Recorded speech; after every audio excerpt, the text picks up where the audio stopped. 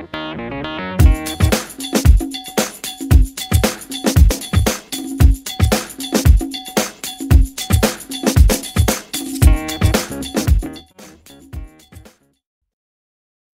everybody, I'm Patrick and that's Brian. Together we just got played.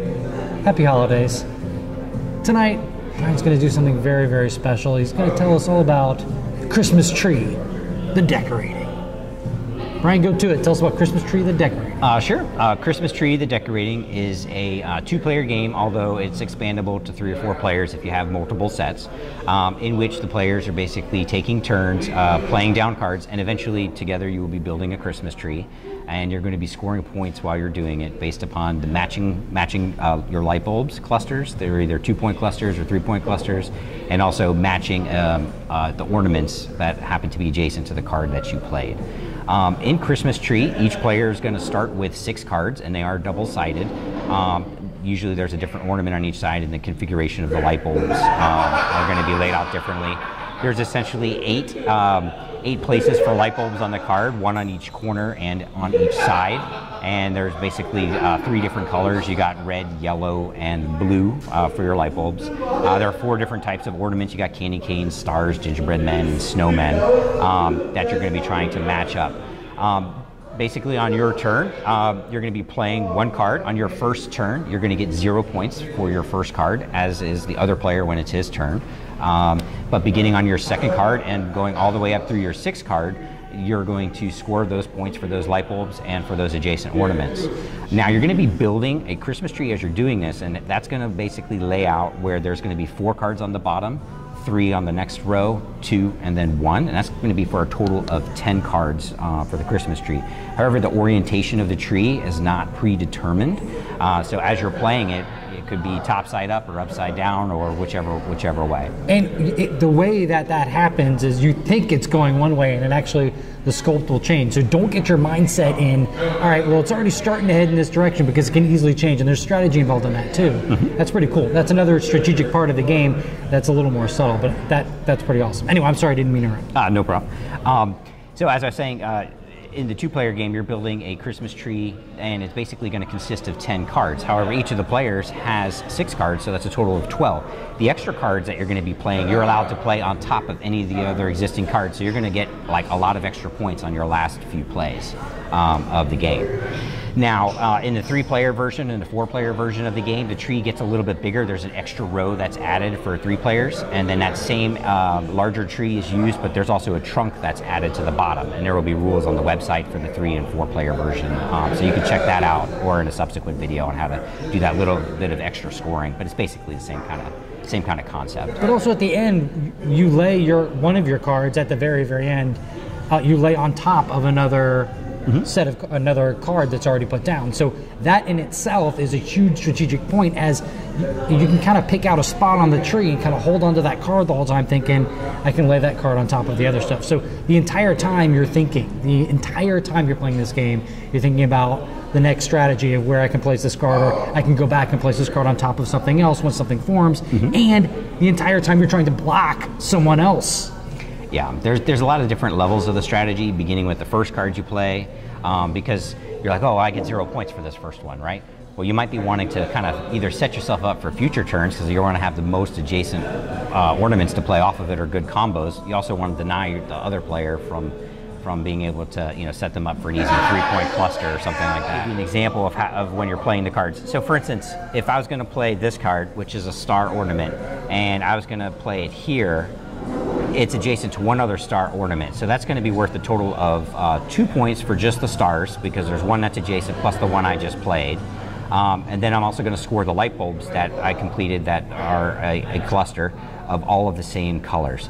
So there's only one 3-point cluster here, so that would be worth 3 points, and then 2 for the stars, so that would be a total of a 5-point play. And I would just increase my score token on the card over here, and then it would be Patrick's turn.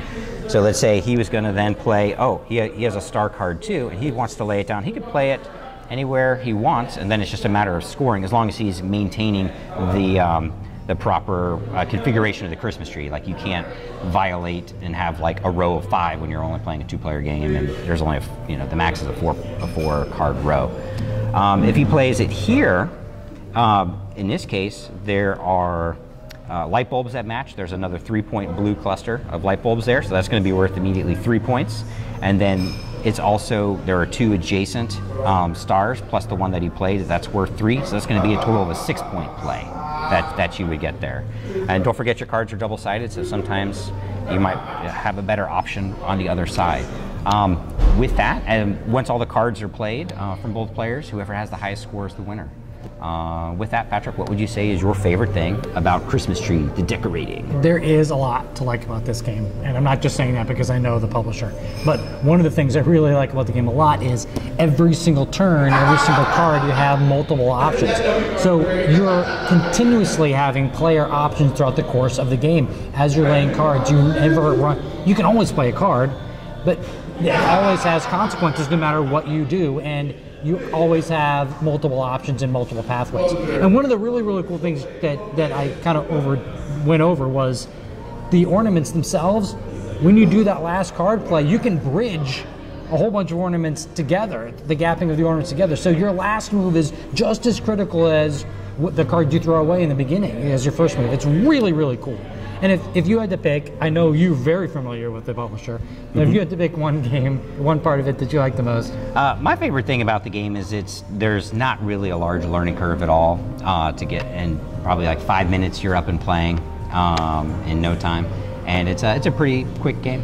So it's one of those games. I agree with you that you can learn it very, very quickly, but if someone is super hyper, highly strategic and really going to put a lot of thought into every single card move, and they're playing a new person, that person's going to be at a loss. Like, this game has so much layering in it, so much strategy layering, that for a card, I've never seen a game that has so few components and so much strategy. It's incredible.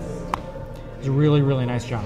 And it also comes with a special edition. Well, yep, the collector's edition is actually going to come in like an ornament case, so you can actually hang the game right on your Christmas tree. So you can break it out every year, or give it as a stocking stuffer or something like that, and then decorate your tree with the actual Christmas tree game.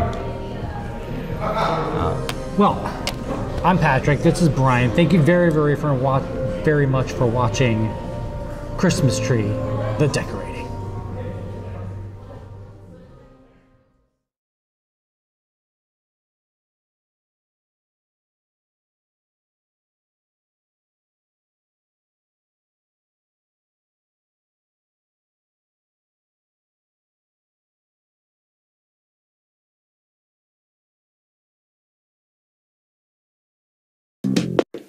Yes! I like it.